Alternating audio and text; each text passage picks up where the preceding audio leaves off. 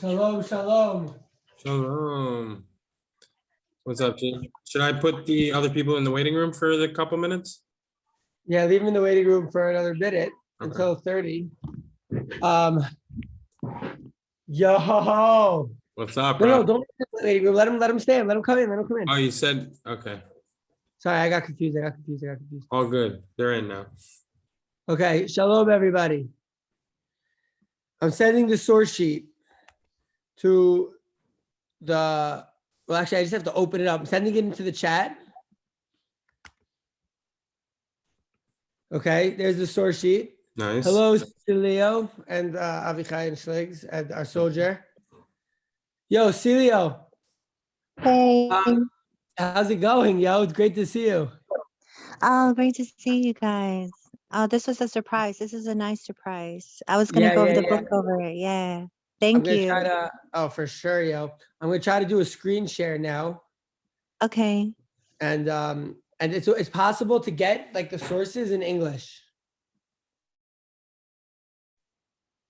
Okay, hold on. Let me do a screen share. Oh, hello, my father. Okay, shalom lekulam. Happy hello to everyone. Dad, how do you do a screen share? I'm sure Schligs knows how to do it also. Someone. Yeah, I think what you're gonna want to do is on the bottom it says share screen. That huge green thing. Host disabled participant screen sharing, Schligs. Okay, hold on, let me see. Okay, I'm gonna change that now. It's changed now. You can do it now.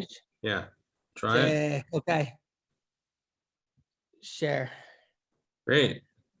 Nice, bro. All right. Yeah. Okay. So hold on, how I move this yid.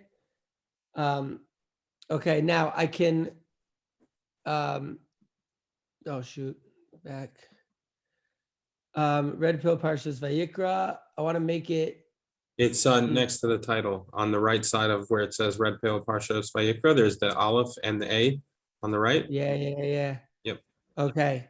So we got it. We got the sources in many, but also I think it would be good to have a chumash in front of you guys, but not super necessary because I tried to bring everything. So it starts off, the verse starts off, I quoted a Gemara in Yoma, but the Torah starts with Vayikra. It says Vayikra, and you see in the Torah, there's a small aleph, and there's a lot of talking about that. Vayikra el Moshe, so God calls to Moses. Vayidaber Adonai elav, and God speaks to him. Me'ol Moed from the tent of meeting, the Ol Moed, the tent of meeting, Lemor, saying. So there's a lot of like calling and speaking and saying, right? Unbelievable, the Gemara over here. It says, why did God call Moses first? Why did God first decide to call Moses? Lim the Torah derech eretz. The Torah teaches us the way of living. Shalu yomar adam davar lechavero ele in-game koreu. You shouldn't just like go over to someone and just like start like talking. First be like, yo, father, or Schligs, or Celio, or our soldier, etc. You go to the person. But God said, Moshe, right? And he calls him. And so we learned that that's all the Moshe. And how do we know that that's specific, the Vayikra? Because it says Vayikra, God called to Moses. And then it says Vayidaber, Hashem elav lemor. So it's like he called Moses and he spoke to him. Why did it say that again? Spoke to him saying. So we learned that like you're supposed to call someone, you're supposed to get their attention. That's derech eretz. That's the first the first nekuda in this week's parsha is the first word in the Torah. Also, there's a small aleph, which my father Avi Mori likes to say that like it teaches humility. Like they have Vayikar, by Bilam, and like but by Moshe is like a full Vayikra. Vayikar is like he happened upon him, but to Moses he called him. Moshe was like, listen, like I don't want to be like too arrogant, like to write down in the Bible that like God called me. So he kept the aleph small. Okay. And then, but by Bilam, it says Vayikar, and Rashi says that. Now, so that's something very interesting. I want to continue thinking about Vayikra. That's the theme. That's the first word. Let's think about that. But let's go back there for now. So you see the Rashi over there, right? Vayikra Moshe, Lashon Chiba. And these Shemalachi Asharis Mishtam Bo. That the Malachim do that, the angels, which is very interesting. Vayikar el Bilam. Now, this week's Parsha, there's going to be another Vayikra, right? Does anyone know? Maybe not even this week's Parsha, maybe in the Haftorah. Anyone know another Vayikra in the Parsha? Related to the Parsha Zachor? Right? That Amalek came and Vayikra. Rashi says over there 3 things.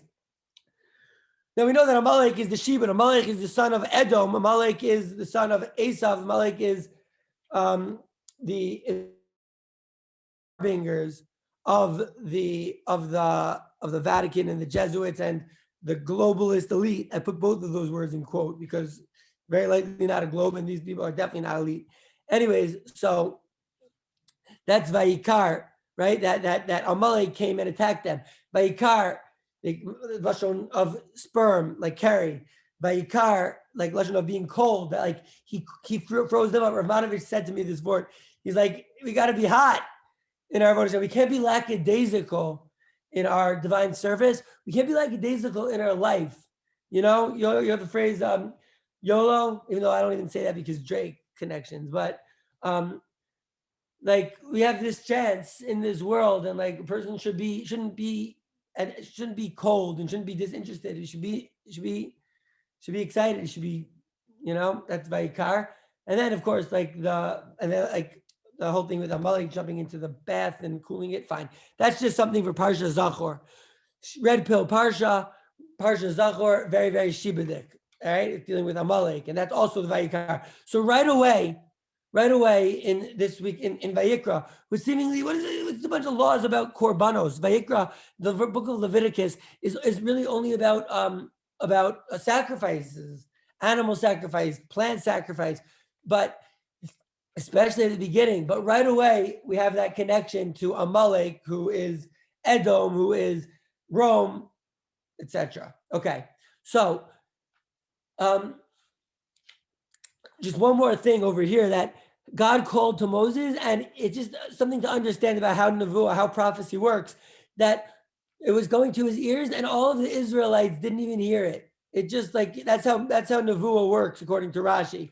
We know from the first shiur in Yeshivas Gula Show, Machlokes nevuah between the Rambam and the Ramban, but that was also a nevuah with like a vision. We have to know if there's like a difference by prophecy. Okay, so the first korban we're going to learn about today is an olah.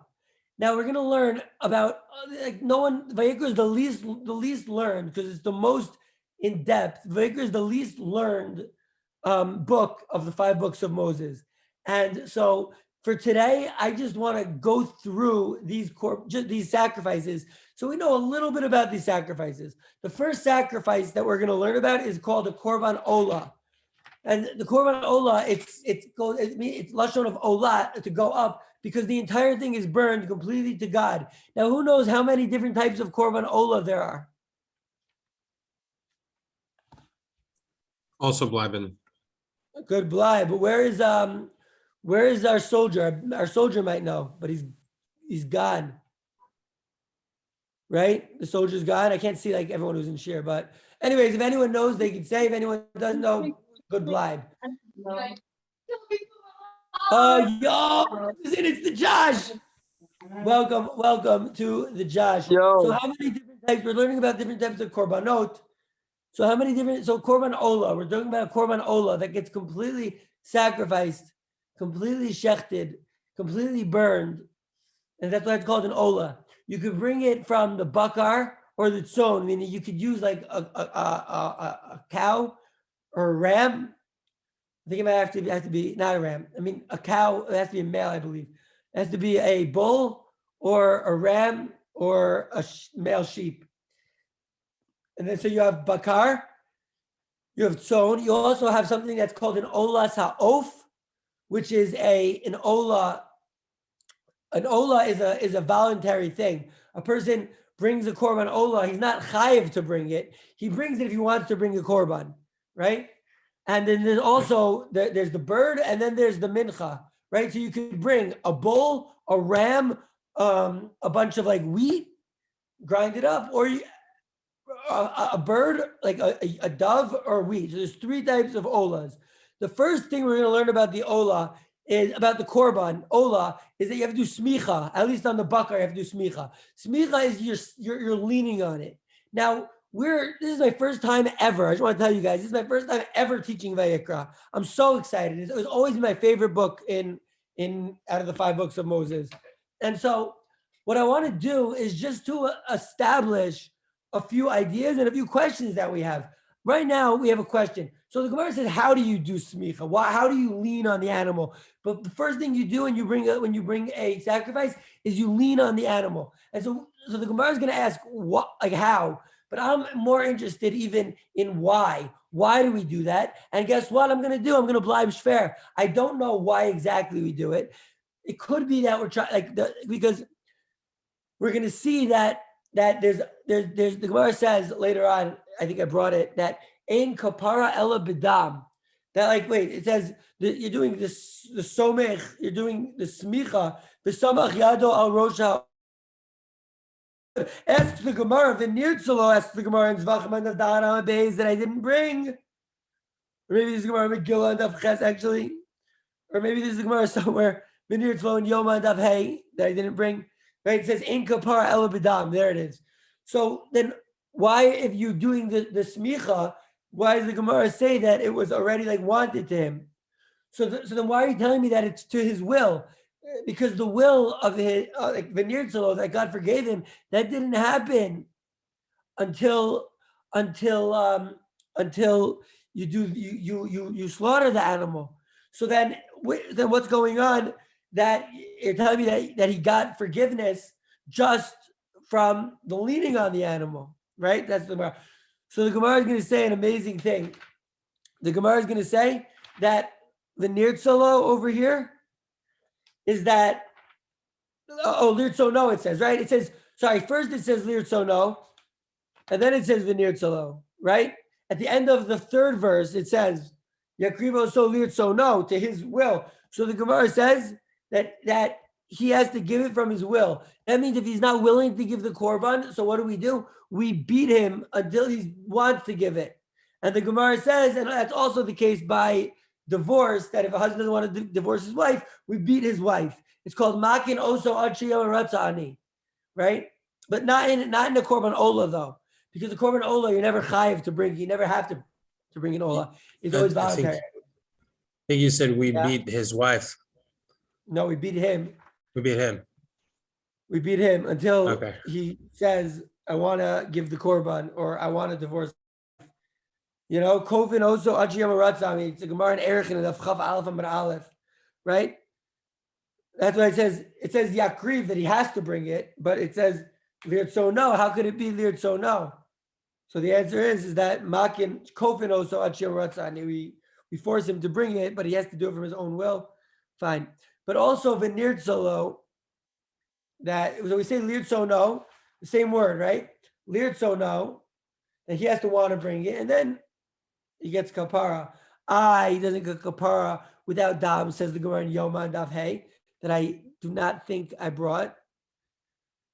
You know what? Let me do something better for you guys, okay? I wanna, Schlegs, it's a disaster. We got this. What's up? No. I don't know how to open up the chat again. It went small, so you guys can see my page.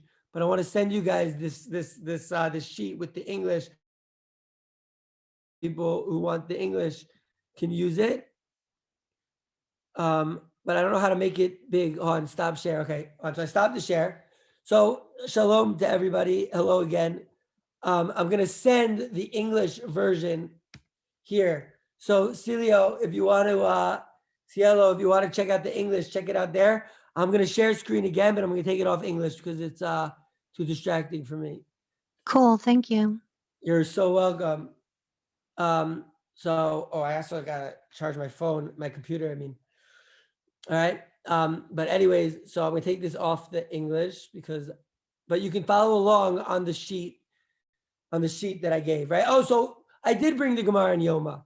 The English had me all all verklempt, and I didn't see if I brought it, but it says v'samach v'nirtza v'ki smicha min haberes v'halo ein kapara ela b'dam. You guys see that word? Ein kapara ela b'dam. Like really, like, so it seems to be that this korban, one of the things that the sacrifice does is that it allows us to get like to atone for our misses and mistakes and mishaps or whatever you want to call it. It allows us to atone without having to spill our own blood. You know, like we, and that maybe is the reason that we press down on the head, the samach, right? We do smicha and we press down on the head and we like maybe like transfer. Now, I don't know if that's accurate. I don't know if that's true. We're just figuring it out. Again, this is my first time ever teaching Vayikra, so we're gonna figure out a lot of stuff. Anyways, so after he does the smicha, so then there's the shchita. He says v'shachat. That's ben abakar. I didn't bring all the words. So if you have an English Bible, so follow along, right? I didn't bring it on the sheet. So can I ask a quick question? Anything. If you were going to do a kinyan, a transaction, with a cow, how would you do it? Normally, it's not a transaction. It's not a transaction. What's that? This is not a transaction. You have to own the cow. No, I know that. I'm saying if you did a transaction normally, you have to lift up the item that you're transferring from one person to another. Well, you wouldn't lift up a cow. You would lift up a goat, but the cow. I think you would do. I think you would. Would you walk with it? Daled Amos, or I thought it was like smicha. You just bring it into your house. Smicha for a kinyan? Maybe. I don't know anything about that. I would think you just take it home. Or you do, mashicha, da.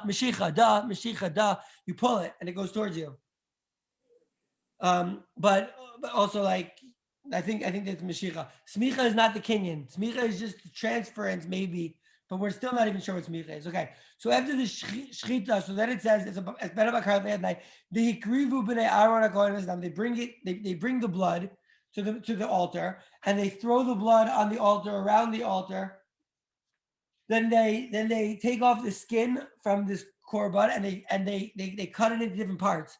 Now I don't know what the different parts is yet, but they cut it into different parts. V'nasnu b'nei Aaron HaKohen. So then the priests, they go and they put trees on the altar and they light it up. By the way, Schligs, I'm trying to learn how to light a fire.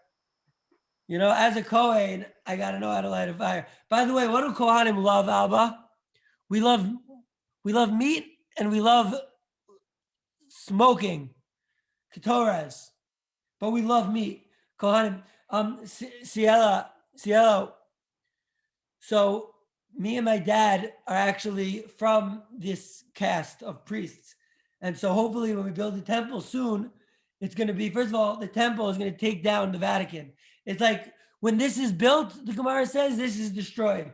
When Amalek, which is the Vatican, when that's built, and the Jesuits and Rome and the globalist elite who come under them and the bankers who come under them. But when all of these globalist elite are going to be destroyed, we got to build the base of Mikdash. It's going to be part of it. The temple, Zechar, right? It says by Jacob and Esav. It says that one of them is going to be strong and one of them is going to be weak. They destroyed our temple and they built themselves a Vatican for the last 1,800 years. And it's going to stop in our days.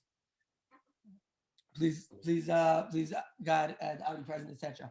Okay, so then they make the fire and they take the meat and they take the different parts and they put it on the fire, on the mizbeach. And then they take the innards and they are yirchatz b'mayim and they wash them. And now it's viktir, and they on top of the altar. That's only if he brings a an ox. The imin son korbano. So if he brings from a sheep or from a goat for an ola, he has to bring it a zachar tamim. It has to be a male again.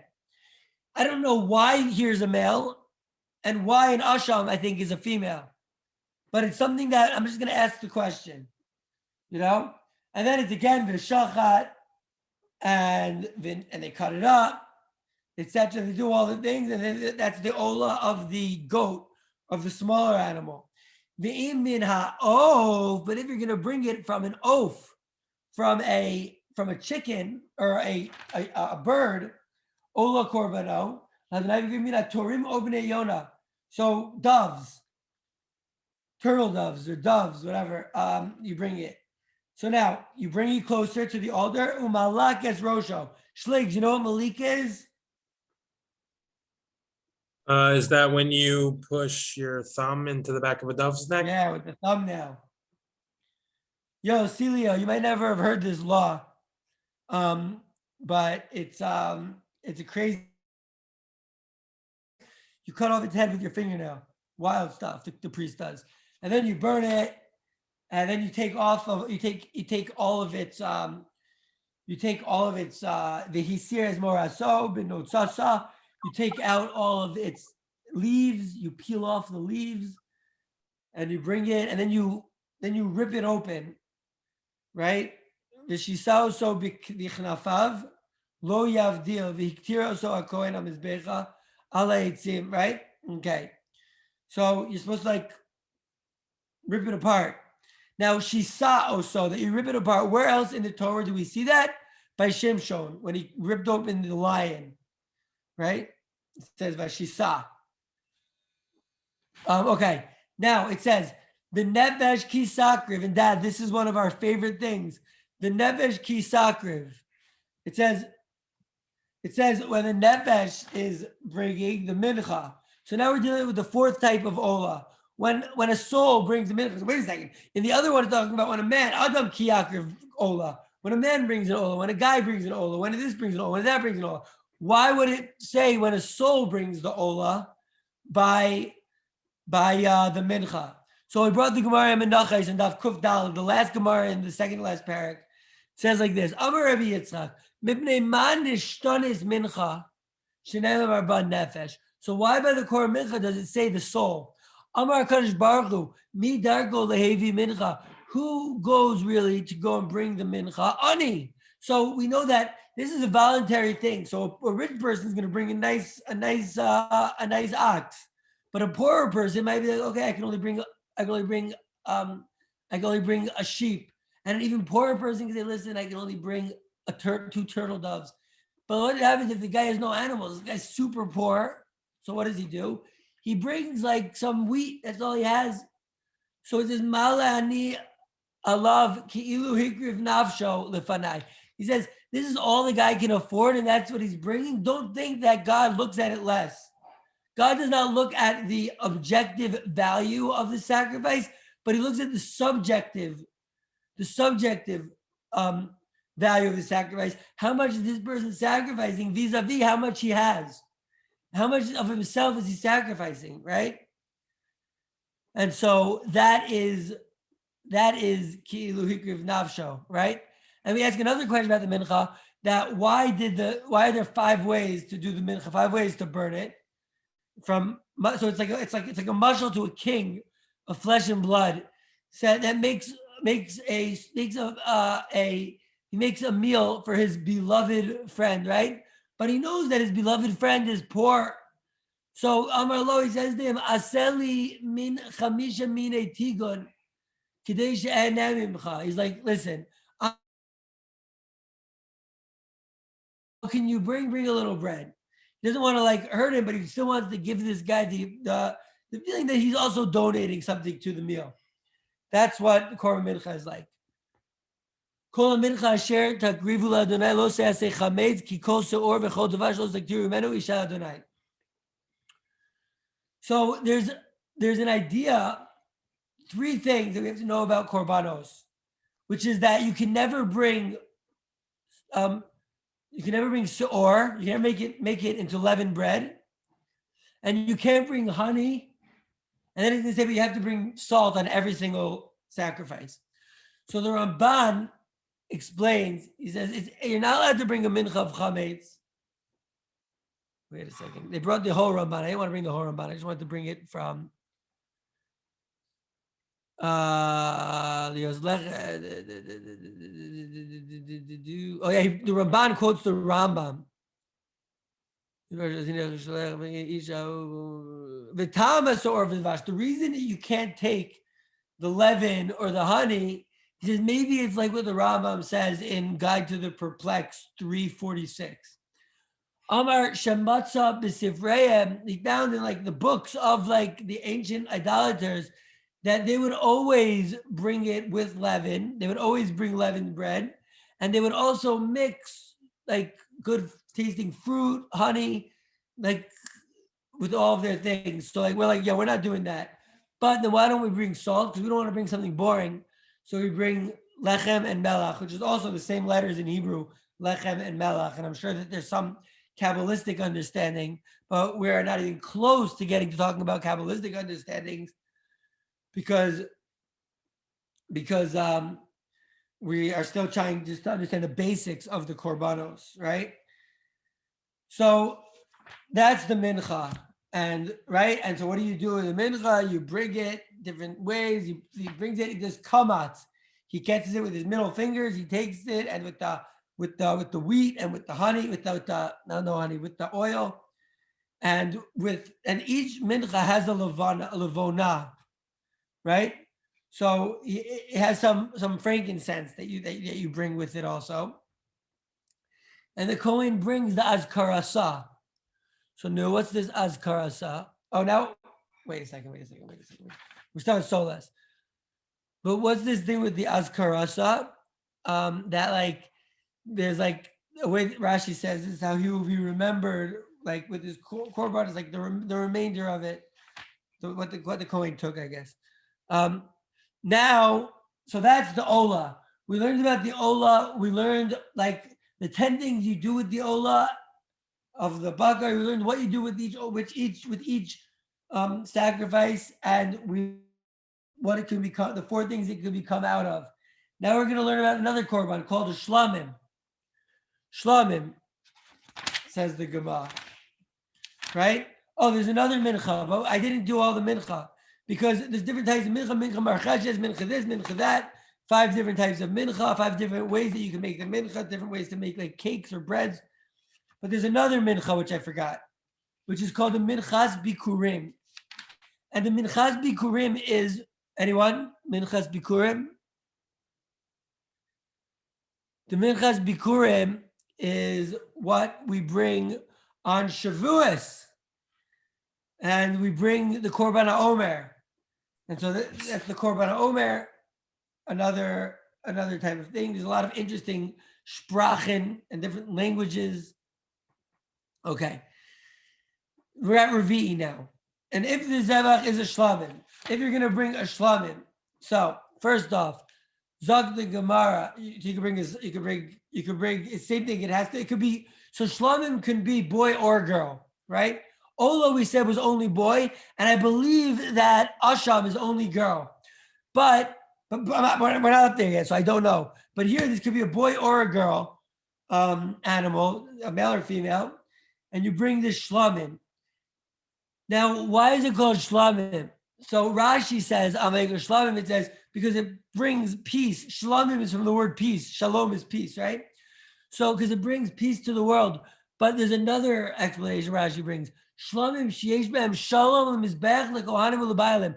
Shlamim is the only sacrifice, the only korban where the person who's bringing, he gets to eat, the kohanim get to eat, and the altar gets some burnt on it. So it's like everyone's chilling with it. Everyone gets food. Everyone eats the shlamim, right? So if he's a zachar, and again, v'shamach yado, v'shachto, you do shchita, and you do zrikas adam, and then you bring the shlamim, and you cut it up into pieces, and then you and everything's good, right? And if it's from just a sheep and not from a bull or a cow, so that's a shlamim. So again, it could be male or female. If it's a female, right, you do smicha. Interesting, you do samach on, you do smicha on it, you do zrika, you do hakrava. But here it says, so you bring the sacrifice, you bring its fat and its tail, the fat of the tail, which is next to the atzeh. You see that word, guys? Next to the atzeh, niumata atzeh, right here.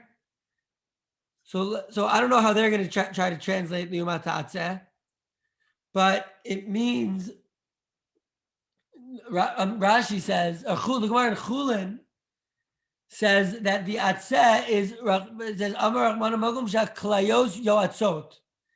It's the place where the kidneys give advice. Yoetz is give advice. Now everyone knows about like the brain and the heart, but like there's another one that's big, like a brain, rosh, brain, and klayot. So it says in the Gemara in Brachos, it says the heart understands and the kidneys give advice. Sometimes a person says, I feel it in my kishkis. You know? Sometimes a person feels something. You know? It's like, why do you want to get the vaccine? It's like, I saw Bill Gates, I just felt that, I knew it. Before I knew anything about the shibud, before I knew anything about we just felt in our kidneys, we felt like, there's something seriously off about this.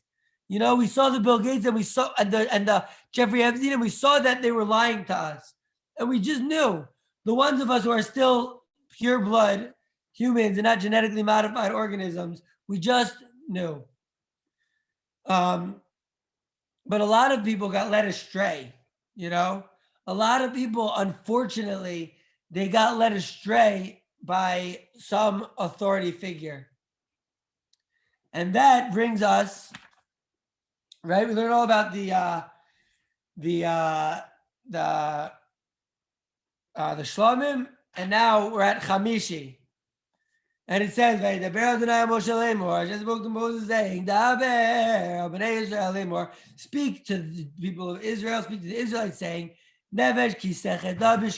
okay, so this next header, this next thing that we're going to learn about is someone who accidentally makes a mistake. Listen, so let's see who they're talking about. Let's see who they're talking about people making a mistake. They're probably talking about like some people that made mistakes, like not such important people. Let's see who they do. Makes a mistake and accidentally did something very, very bad. Kares, chatas, shogeg, chatas. So what's the first case? Kohen HaMashiach. We learn all about the Kohen Gadol. Kohen Gadol. If the Kohen Gadol makes a mistake, so then, אין מצב, אחי, איזה מלך אתה. תודה.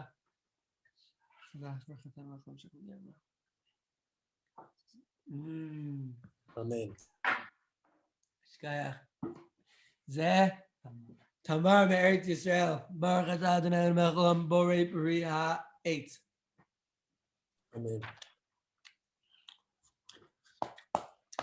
Celia, you got to come to Israel and check out the fruit here. Next level.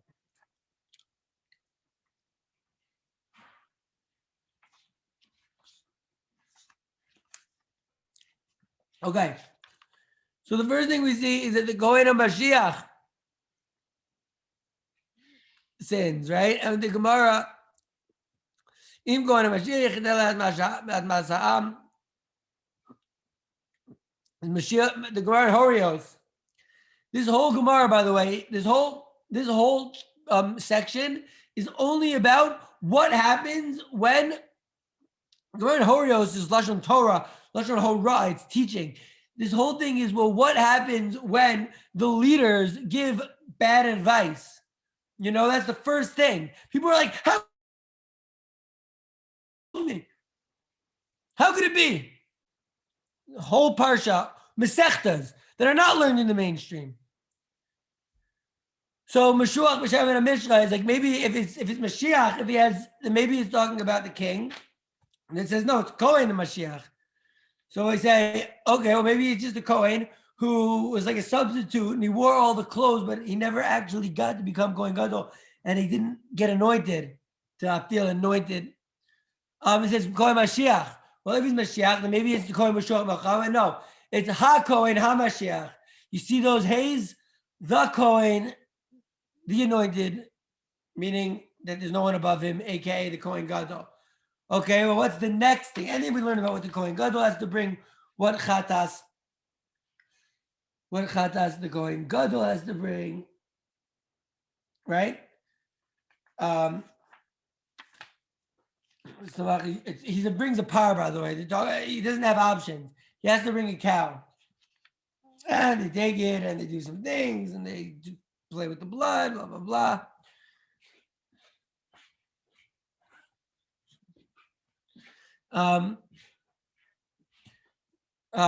So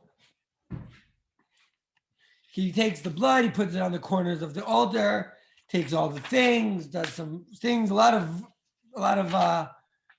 explanation. Okay, the next one. Well, what if Kol Adas Yisrael Yisku? What if everyone makes a mistake? What if everyone makes a mistake, right? What if everyone makes a mistake, right? What happens? Well, what is Kol Adas Yisrael? So Rashi actually says Elu Sanhedrin. So what if all of the good teachers and all of the leaders and all the authority figures make a mistake? Is that possible? Abba, Dad, is it possible that like people that are authority figures will make a mistake? Is it possible? Everybody makes mistakes. Oh, it's possible. Okay. I just wanted to know. It's possible. So what if this is Sanhedrin? These are like the rabbis. The biggest rabbis. The biggest rabbis. Big long white beards, tzitzis, keep Shabbos until Tuesday, eat only the most kashrus. But what about if they make a mistake? The Torah tells us what to do. And I brought a Mishnah in Horios, I'm pretty sure. Look at this Mishnah. You guys, I'm sharing screen, right? I'm sharing screen? You are sharing screen. Okay. The first Mishnah in Horios, it says, Horu based in Lavar Echas Mikomis Torah. So Beis Din made a everyone to go get the vaccine, let's say. But it's not, right? Let's just say. Or they told everyone to go cut off their arm. They told everyone to go drink poison. They told everyone to go drink chalev. Let's say chalev, right? They told everyone, oh, don't worry, this piece of meat is not, the fat on this meat is permissible. Even though if you eat this, you get kares, right? So basically just caused all these Jewish leaders causing everyone to get kares, right? So what happens? So so one guy, he doesn't know, he just follows what the rabbis say. So he does it, and he does a shogeg al PM, right? So whether or not they do it with him or anything like that, he's pater. Because he was just doing what the Beis Din told him. Listen, this guy's not not an individual. He can't decide what he's going to do. So he does what Beis Din told him. Beis Din told him to eat it, and he ate it, and he got curry. So it's Beis Din's fault. But Horu Beis Din v'yada echad mehen sheto, right? O talmidu v'ra'oi lahora. Beis Din, the authorities say this is what you have to do. But one guy, he knew that they're wrong. He knew that they're wrong. So Dad, do we tell him to just do what the rabbis say? If he knows that the rabbis are wrong, do we tell him to do what the rabbis say? Do we? Depends on the circumstances. It does not. Never depends on the circumstance. If the guy if the guy knows, then he is not allowed to listen to the rabbis. And he goes and he does it. He is chayiv, says the Gemara. How is a chayiv because he knows himself the sugya. So it's usher for him to listen to Beis Din, to listen to some fucking rabbi. Sorry. To listen to some guy. Sorry.